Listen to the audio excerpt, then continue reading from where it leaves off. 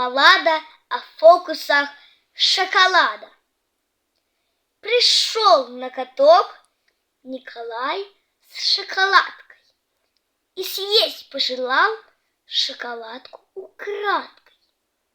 Зажал Николай шоколадку в кулак и сделал открытие. И я не дурак.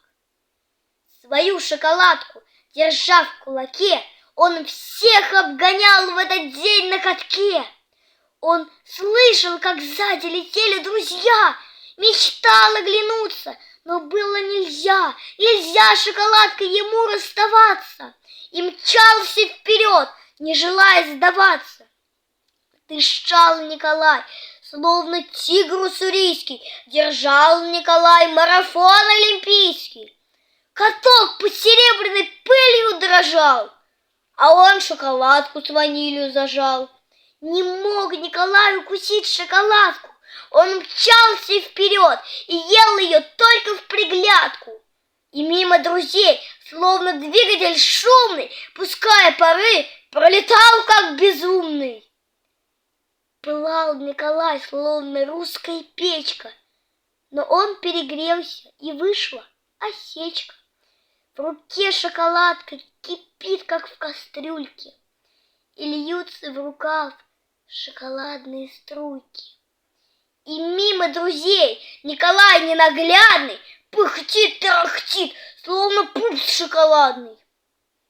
Ванильный, ореховый, сладкий и липкий, он бешено мчится с глупейшей улыбкой.